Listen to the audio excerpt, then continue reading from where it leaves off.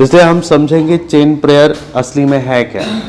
Chain prayer जब हम बोलते हैं एक चेन की तरह है, जो आपने जंजीर देखा है, चारों तरफ से एक ऐसा है चेन बंधी है। और अगर आप पहाड़ चढ़ते हैं, है ना, पहाड़ भी चढ़ते हैं, अगर वो चेनें हैं तो जब तक चेन आपस में जुड़ी है, ताकत है, आप अपने मंजिल तक क्या हो जाओगे, पहुंच जाओगे।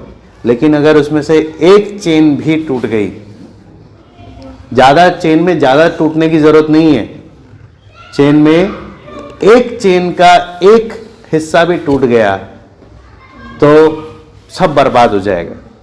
तो एक गंभीर जिम्मेदारी बनती है जिसे हर एक व्यक्ति को गंभीर जिम्मेदारी समझकर इसे निभाना चाहिए। क्योंकि जब हम चेन प्रेयर बोलते हैं, इसका बोलने का मतलब है कि कई बार हम अकेले प्रार्थना करते हैं कुछ विषयों को लेकर, लेकिन कई बार अकेले की प्रार्थना काफी नहीं होती है। हम चाहते हैं कि और प्रार्थना इस विषय पर होनी चाहिए, ताकि सारी मिलकर जब कलीसिया एकजुट होकर इस विषय के लिए क्या करे, प्रार्थना करे, तो एक व्यक्ति की प्रार्थना से बढ़कर सारे व्यक्ति मिलकर जब प्रार्थना करने, कलीसिया के सब सदस्य मिलकर प्रार्थना कर रहे हैं, तो उस प्रार्थना में और क्या आ जाता है, बल आ जाता है। वचन में प्रभु यीशु बोलता है, जब तुम सब एक मत होकर किसी विषय को लेकर मेरे से क्या करोगे, प्रार्थना करोगे, मेरे से मांगोगे, मैं वो तुम्हारे लिए पूरी कर दूंगा, है ना। एक मन के साथ किस एक विषय को लेकर, जो विषय हम लेकर प्रेयर लिस्ट में हमने दिया है, उस विषयों को लेकर जब हम प्रभु के सामने एक मन के साथ प्रार्थना करते हैं, तो प्रभु उसका क्या देता है, जवाब देता है। तो आपके सामने चेन प्रेयर में मैंने कुछ लिस्ट दिया था, है ना। आप उस लिस्ट को समझना, प्रार्थना के सूची को समझना, क्योंकि आप सूची, प्रार्थना चेन प्रेयर की सूची को समझ जाओगे तो अगर उसमें आपसे जुड़ी कोई बात है तो आप समझ जाओगे ये प्रार्थना मेरे लिए जरूरी है। अगर मैं नहीं करूंगा, मैं लापरवाही दिखाऊंगा, तो हो सकता है मेरी लापरवाही मुझ पर ही भारी पड़ जाए। इस प्रार्थना के चेन प्रेयर में हमने पहला बात था भारत और दुनिया भर में प्रभु का सुसमाचार क्या होना, फैलना, है ना। प्रभु का सुसमाचार दुनिया भर में जाना। और सबसे पहला था वो झुंड जिनके पास अभी तक परमेश्वर का वचन नहीं पहुंचा, जिन तक अभी तक परमेश्वर का वचन नहीं पहुंचा, उन तक परमेश्वर का वचन पहुंचाना ये कलीसिया की जिम्मेदारी है। और अगर हम सच में चाहते हैं कि प्रभु, मैंने अपने जीवन में बहुत से पाप किए हैं, है ना, मैंने दूसरों को बचाने की जगह मेरे जीवन के द्वारा मेरे को जैसे नमूना देना चाहिए था मैं नहीं दे पाया, लेकिन कम से कम अगर मैं वफादारी से उनके लिए क्या कर सकता हूं, प्रार्थना कर सकता हूं, ये भी एक बहुत बड़ा आपके द्वारा किया गया क्या हो सकता है। जब आप कम से कम, अरे आप नहीं बोल पा रहे वचन, आप दूसरे को वचन नहीं बता पा रहे, कम से कम जिम्मेदारी समझते हुए क्या तो करो, प्रार्थना तो करो, प्रभु तेरा वचन दूसरों तक क्या हो, पहुंचे, प्रभु आप रास्ते खोले, है ना। फिर बाइबल दुनिया भर में अलग अलग भाषाओं में अनुवाद होता है ना। इसका अनुवाद करना आसान काम नहीं है, बहुत बहुत जिम्मेदारी का काम है। कोई गलती नहीं होनी चाहिए अनुवाद में, तो बहुत चीजों को ध्यान में रखना पड़ता है। तो जो लोग इस सेवकाई में अपना अच्छा खासा बहुत कुछ कर सकते हैं, लेकिन अपना सब कुछ छोड़कर इस सेवकाई में लगे हैं कि लोगों तक ये काम बाइबल उनकी भाषा में क्या हो, मिले, उनके लिए प्रार्थना करना। प्रभु बाइबल के अनुवाद के काम में प्रभु जो कर रहे हैं ये काम, उनको तो क्या करना, उनको तो मदद करना। फिर तीसरा आता है उद्धार पाने वालों की संख्या बढ़े। यानी इस बोलने का मतलब हम नहीं चाहते प्रभु नरक में जाने वालों की संख्या बढ़े। हमारी तमन्ना क्या है, प्रभु नाश होने से बचे लोग, ज्यादा से ज्यादा लोग क्या हो, बचे। और यहां पे सिर्फ क्या है, केवल संख्या ही नहीं, वहां पे लिखा है गुण वाले लोग, यानी सिर्फ बाहर से दिखने में हाँ प्रार्थना में इतने लोग आते हैं ये नहीं होना चाहिए, बल्कि असली में प्रभु ने इनका जीवन बदला है। वो बदला हुआ जीवन इनके उससे क्या होना चाहिए, दिखना चाहिए। बस हमें भीड़ नहीं दिखानी है, हमने असली प्रभु का काम जीवन में हुआ है वो किसने देखना है, सबने देखना है, पाखंडी नहीं चाहिए। फिर उसके बाद है विश्व भर में कलीसियाओं में बेदारी आना, दुनिया भर में, है ना। हम लालची बनकर सिर्फ मेरे जीवन में नहीं, प्रभु दुनिया भर में सभी कलीसियाओं में क्या है, एक बड़ी जागृति आए। हम भी शामिल हैं उसमें, लेकिन सब में आए, है ना। जो इसलिए लिखा है जो दूसरों के लिए करता है ना प्रभु उसके लिए भी करता है, लेकिन जो दूसरे का नहीं, जो बस अपना सोचता है, प्रभु उसका बोलता है तुम मतलबी इंसान है। फिर आगे आता है कलीसिया और उनके अगुओं के लिए, है ना। इसमें सबसे पहला आता है प्रभु के दासों और उनके परिवारों के लिए क्या करना, प्रार्थना करना। हमने सीखा है शैतान का सबसे पहला टारगेट कौन होते हैं निशाने पर, परमेश्वर के दास दासियां, उनका परिवार। क्योंकि परमेश्वर के दास दासियां गलत रास्ता पकड़ जाएं तो कलीसिया का बर्बाद होना तो तय है। क्योंकि अगर अगुए ही चले गए, रास्ते से भटक गए, तो बाकी सबका भटकना भी तय है। तो इसलिए प्रार्थना जरूरी किनके लिए है कि प्रभु जिन्हें आपने अपना दास करके कलीसिया पर ठहराया है वो आपके वचन में चलने में चौकसी रखें, लापरवाह ना हो। कोई भी हो सकता है, दुनिया भर में सभी प्रभु के दास दासियों के लिए कोई लापरवाह ना करे। प्रभु आपके वचन के अनुसार चलने में आप उनकी क्या करें, मदद करें, शैतान की चालाकियों से उन्हें क्या करें, बचाएं।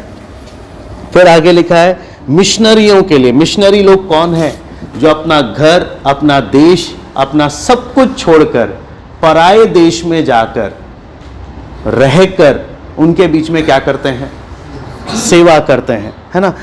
अपना जन्मभूमि छोड़ के दूसरी जगह जाते हैं, तो वो उनके लिए प्रार्थना करना, प्रभु उनकी मदद करे।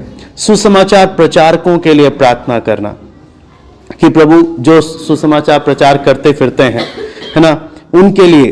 फिर सभी विश्वासी लोगों के लिए और उनके परिवारों के लिए, सभी विश्वासी लोग, है ना, उसमें हम भी शामिल हैं। प्रभु सबके लिए हम प्रार्थना करते हैं, उनके परिवारों के लिए प्रार्थना करते हैं कि तुम मदद करें। फिर आगे लिखा है जगत के ज्योति और नमक बनने के लिए। जगत के ज्योति यानी दुनिया में मेरे भले कामों के द्वारा दुनिया का फायदा होना चाहिए। मेरा भले काम सिर्फ मेरे अपने लिए नहीं होना चाहिए, मैंने ऐसे काम करने हैं जिससे दुनिया का क्या हो, भला हो, है ना। जगत की ज्योति तूने हमें बनाया है प्रभु, वो ज्योति बनने के लिए मदद कर। फिर लिखा है नमक, जगत के नमक। नमक का क्या है, दो काम होता है। पहला, ये खाने में स्वाद लेकर आता है, दूसरा ये चीजों को सड़ने से बचाता है। तो जब परमेश्वर ने मुझे पृथ्वी पर रखा है, मेरा जीवन, मैं जिधर भी परमेश्वर ने मुझे रखा है वहां पर एक स्वाद का काम करे, दूसरा वहां पर बुराई को फैलने से रोकने का काम करे। जहां पर मैं हूं वहां पर बुराई फैलनी ना पाए, बल्कि परमेश्वर का भलाई बढ़ता जाए। फिर आगे लिखा है धन के लोभ, शक्ति, है ना, तलाक और सभी अनैतिकता से छुटकारा पाने के लिए, है ना। कितनी बार होता है प्रार्थना में तो आ गए, लेकिन पैसे का लालच मन से नहीं गया। वचन में हम पढ़ते धन का लोभ सब प्रकार की बुराई की जड़ है। कितने विश्वास से भटक गए इसके चक्कर में।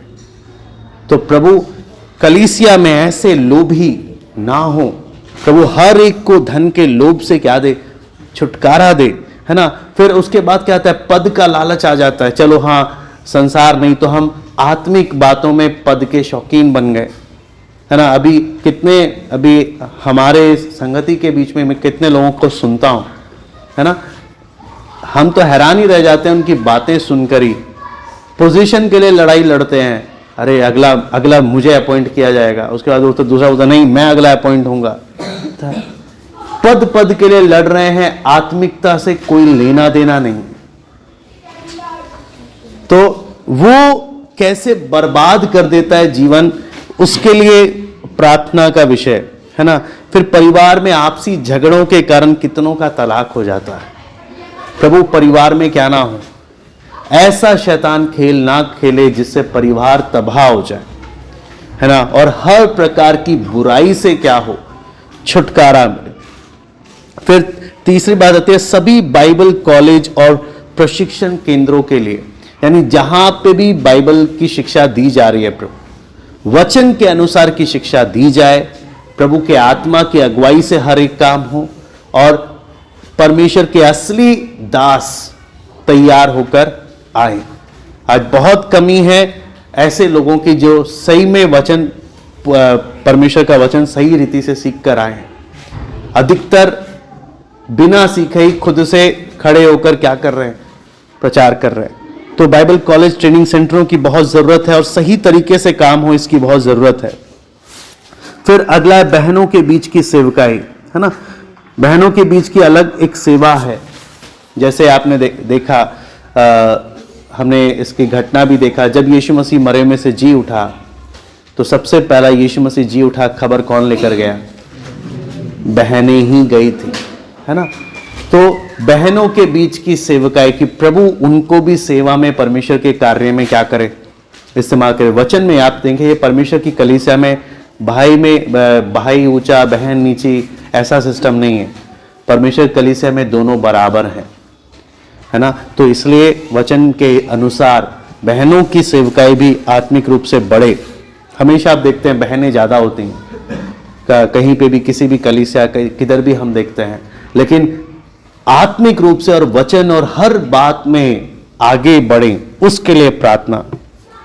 फिर नौजवानों के लिए प्रार्थना, बच्चों की सेवकाई के लिए प्रार्थना कि वो भी नया जन्म पाए, मसीह के क्या बने, गवाह बने, मसीह के गवाह हों, और सभी बुराइयों और गलत संगति से क्या रहे, बचे रहें। तो बहुत जल्दी होता है, बहुत शीघ्र होता है कि बच्चे भी बिगड़ते हैं, नौजवान भी बिगड़ जाते हैं। तो उसके लिए भी सीरियसनेस के साथ क्या करते रहना, प्रार्थना करना। फिर आगे है ट्रैक्ट्स बांटना, पर्चे बांटने का जो सेवा है ना। फिर घर घर जाना, बाजार भीड़ स्थानों में सुसमाचार प्रचार करना। कितने लोग ऐसा काम करते हैं, है ना।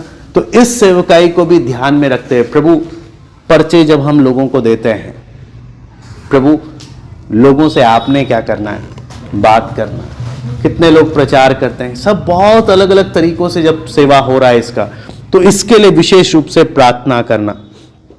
फिर अगला है समाज सेवा करना, है ना। समाज में क्या करना, समाज सेवा करना।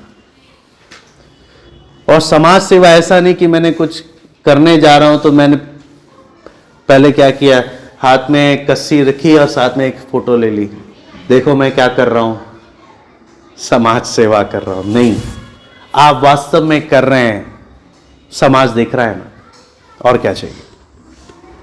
मेन बात है आप सच में दूसरों के लिए कितना करते हो। प्रभु ने मुझे संसार में रखा मतलबी स्वार्थी होने के लिए नहीं। मेरे को सोचना चाहिए कि मैं अपने समाज के लिए कितना कर रहा हूं, मैं अपने आसपास लोगों के लिए कितना कर रहा हूं, क्या मेरे विषय में गवाही दी जा सकेगी। फिर लिखा है हॉस्पिटल, अनाथाश्रम, वृद्धाश्रम और जेलों में क्या है, सेवकाई कितने लोग करते हैं। हमारे कई बार दिमाग में नहीं आता कितने ऐसे लोग हैं जो कहाँ कहाँ सेवा करते हैं। हॉस्पिटल में जाकर उधर बीमार पड़े हुए लोगों के लिए क्या करते हैं, प्रार्थना करते हैं, है ना। अनाथ आश्रम में जाते हैं, वृद्धाश्रम में जाते हैं, जेलों में जाते हैं, ऐसी ऐसी जगहों में जाकर सेवा करते हैं। तो उधर के सेवा के लिए भी क्या करना, प्रार्थना करना। कितने लोग किताबों के द्वारा क्या कर रहे हैं, परमेश्वर की सेवा कर रहे हैं। परमेश्वर ने जो उनको वचन दिया उन्होंने उसे किताब में लिख के दूसरों तक पहुंचाया, तो उसकी सेवा के लिए। फिर रेडियो, टीवी, इंटरनेट, सारे सोशल मीडिया के द्वारा कितने लोग वचन पहुंचा रहे हैं, उसके लिए क्या करना, प्रार्थना करना। तो एक एक बातों को ध्यान में रखते हैं। फिर आगे आता है भारत, है ना, सताव और सताने वाले के लिए क्या करना, प्रार्थना। कितने लोग हैं जो अभी जेल में पड़े हैं, कितने हैं जिनको जेलों में डाला जा रहा है, तो सबके लिए प्रार्थना करना आज की जरूरत है ना। हमारे सरकार के लिए, है ना, क्या बोलते हैं, प्रशासन के लिए, चुनाव के लिए, जो चुनाव आते हैं, सब चीजों को ध्यान में रखते हुए सबके लिए क्या करना, प्रार्थना करना। कानून जो बनते हैं उसके लिए प्रार्थना करना। कितनी पार्टियां सरकार, कितने अलग अलग पार्टी दल हैं, है ना, भारत की उन्नति के लिए, हमारा देश तरक्की पाए, है ना, इसमें शांति हो, फालतू के क्या ना हो, झगड़े ना हो। ध्यान रखना, कई लोगों को लगता है ये सब क्यों करने की जरूरत है। अगर ऐसी भावना आती है तो दो कारण से आती है। पहला, आप वचन नहीं जानते। वचन में सबके लिए, इन सबों के लिए प्रार्थना करने बोला गया है। हम नहीं करते तो हम स्वार्थी हैं, मतलबी हैं। इस कारण से अब हमारी सोच कहां तक ही रहती है, अपने तक ही रहती है कि बस मेरा भला हो, दूसरा जाए भाड़ में, दूसरे से मुझे क्या लेना देना। लेकिन जब एक एक बातों को ध्यान में रखते हुए कि नहीं, हर व्यक्ति के लिए, भारत के हमारे देश की तरक्की प्रभु होनी है, उसमें मेरी तरफ से जो योगदान होगा, है ना। फिर आतंकवादी, अकाल, गरीबी जैसे संकटों के लिए क्या करना, प्रार्थना करना। सभी बीमारों के लिए, बुजुर्ग लोगों के लिए, विधवाओं के लिए प्रार्थना करना। फिर कितने लोग हैं जो पैसों की तंगी से गुजर रहे हैं, आर्थिक समस्याओं से गुजर रहे हैं, प्रार्थना करना।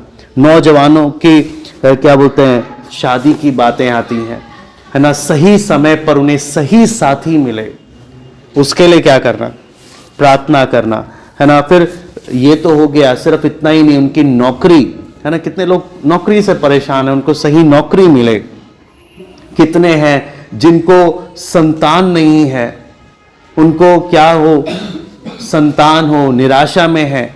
तो ऐसे ही ये सारे विषय जब दिए हैं, जिसके लिए क्या करना है, प्रार्थना करना है। और अगर इनमें से एक भी आपकी और संकेत करता है कि हाँ इसमें मेरे विषय में भी है, तो मैं बोलूंगा आप टाइम के साथ खिलवाड़ नहीं करना। जो टाइम आपने लिया है ना, आधा आधा घंटा कलीसिया में सबने बांटा है, तो अपना टाइम के साथ खिलवाड़ नहीं करना, बल्कि जो समय है उसमें 5 मिनट पहले आके बैठ जाओ, चलेगा, लेकिन 1-2 मिनट लेट मत कर। अपने समय के 5 मिनट पहले आओ, वो सही है, लेकिन लेट नहीं करना, क्योंकि ये चेन प्रार्थना की क्या नहीं होनी चाहिए, ये टूटनी नहीं चाहिए। क्योंकि अगर हम लापरवाही दिखा देंगे तो ये चेन टूट जाएगी, और वो जो निरंतरता, प्रार्थना की जो निरंतरता है, वो नहीं रहेगा। जब हम पढ़ते हैं पहला थिस्सलुनीकियों 5:17 पढ़ लीजिए। पहला थिस्सलुनीकियों 5:17।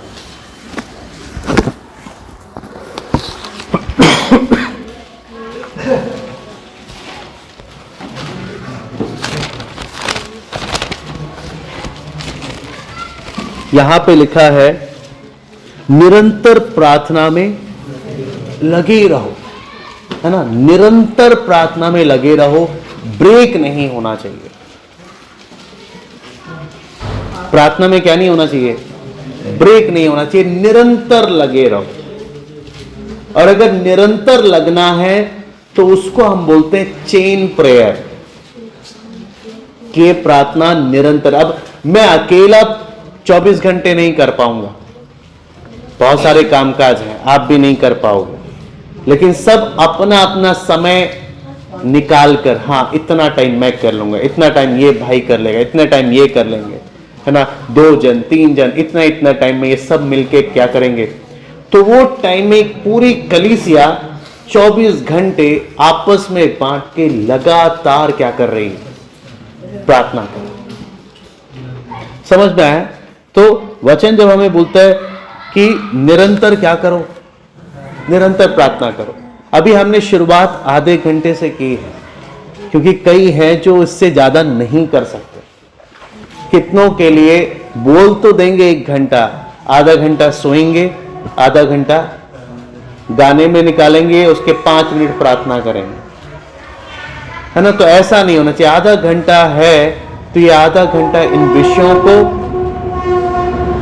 इन विषयों को सामने रखकर अच्छे से आधा घंटा प्रार्थना करें, ये समझकर कि इसमें मैं भी क्या हूं, शामिल हूं, मेरे विषय में भी क्या हो रही है, प्रार्थना हो रही है। और प्रभु जानता है मैं अपनी प्रार्थना में कितना वफादार हूं, कितना लापरवाह हूं। सच्चे मन से अपने काम में वफादार रहेंगे, प्रभु जरूर इसका क्या देगा, फल देगा। दूसरी बात, इसलिए हमने जो देखा कि एक व्यक्ति अकेला नहीं कर सकता, इसलिए हमने इसको क्या किया है, बांटा है।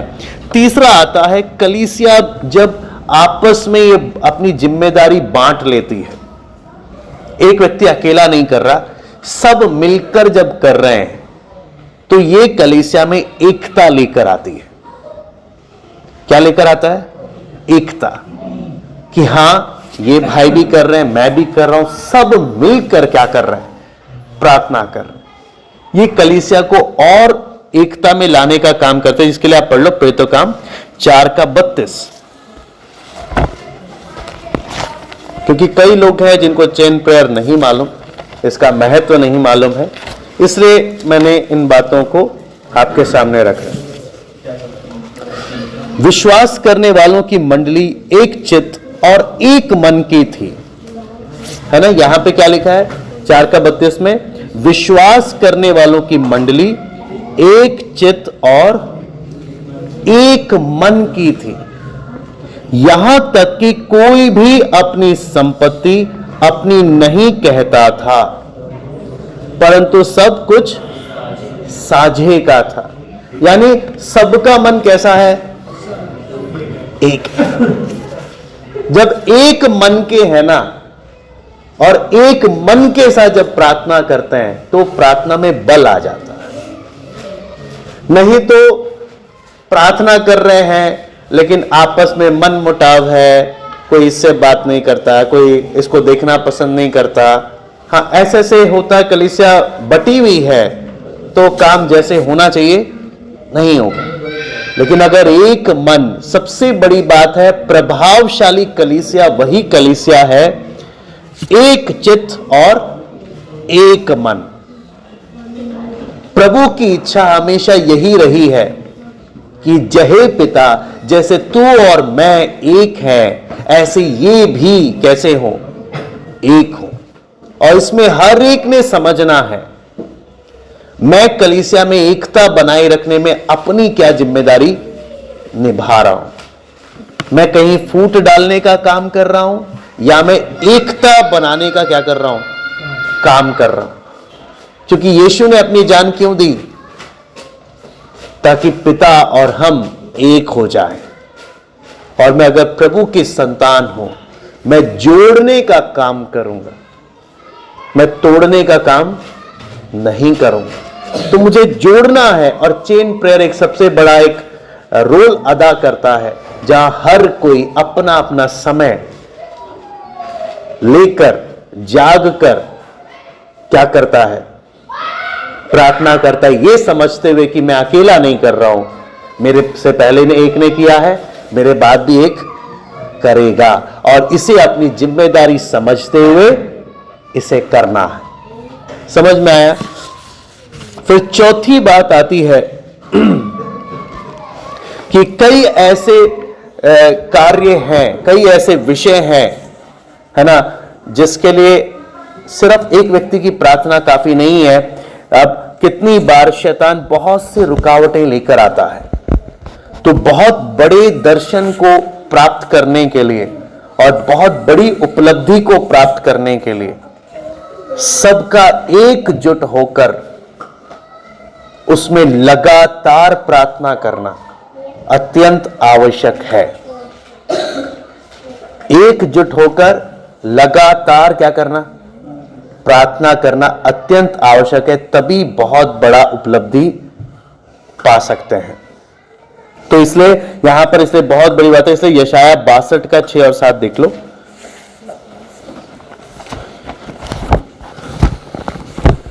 यशाया 62 का 6 और 7।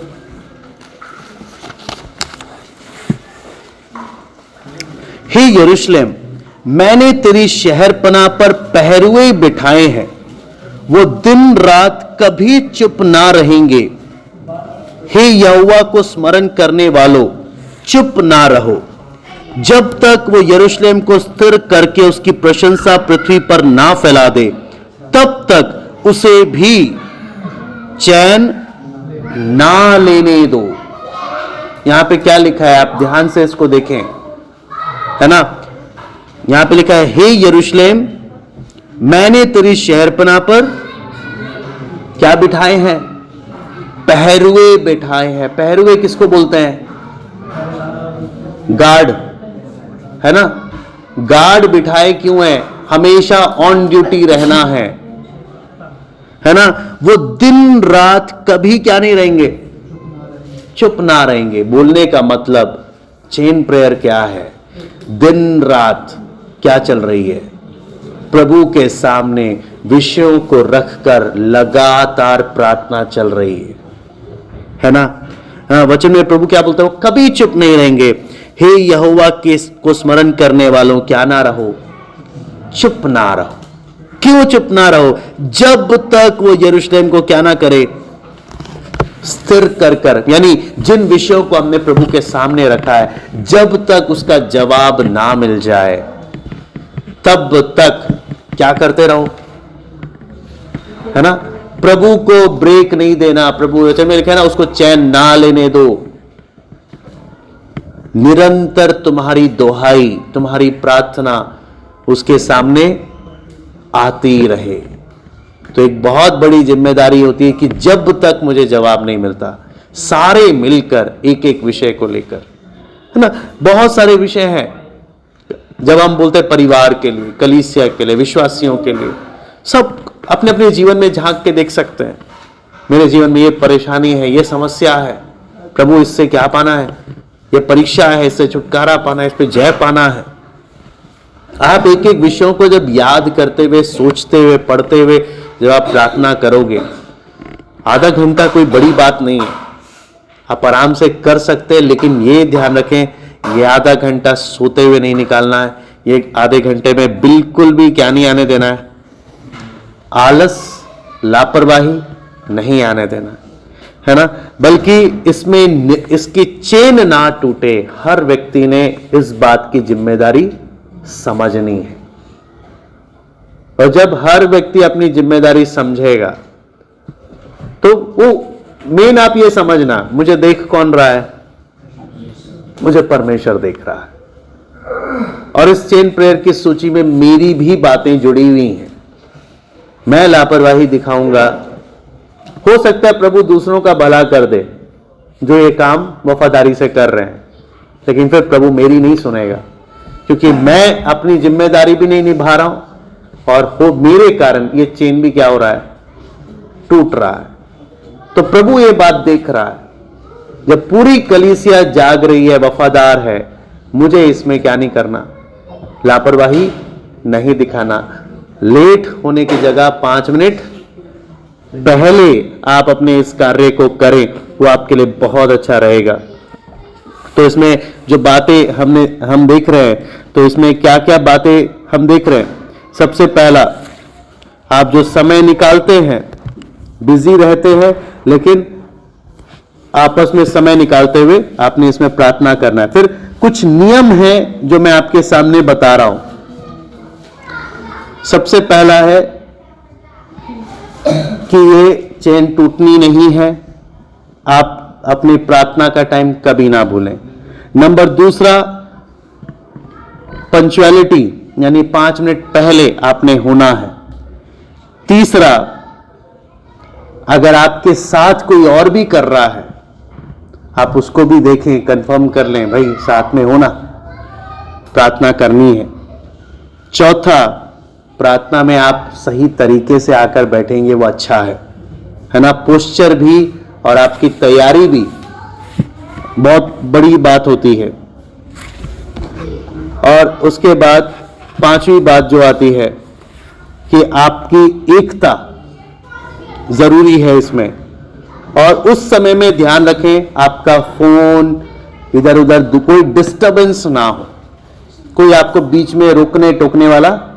आधा घंटा चाहे कुछ भी हो, आधा घंटा आपने एक डिसिप्लिन डालना है। मैं जब प्रार्थना में बैठ रहा हूं मेरा फोन नहीं बजना चाहिए। कोई मुझे घर में भी मैं बोल कर बैठूं भाई अभी मैं प्रार्थना करने जा रहा हूं, कोई भी आए इस आधे घंटे के बाद, आधे घंटे के बाद मैं अपने इस चेन प्रेयर को तोड़ना नहीं है। पहले ही उस बात को समझते हुए पौलुस सिलास जब प्रार्थना कर रहे थे एकजुट के साथ, जेल में हैं तब भी क्या कर रहे हैं, एक मन एक चित्त से प्रार्थना कर रहे हैं। परमेश्वर का महान काम उधर हुआ।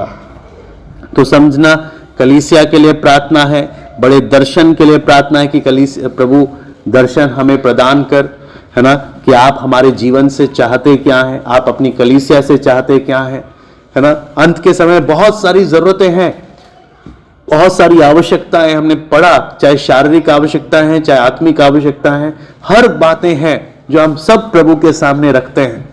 वो हमारा पिता है, लेकिन जो इन बातों को जिम्मेदारी समझकर करेगा वो उसका फल उसको मिलेगा। ठीक है, तो ये अभी का हमने इतना इसमें देखा।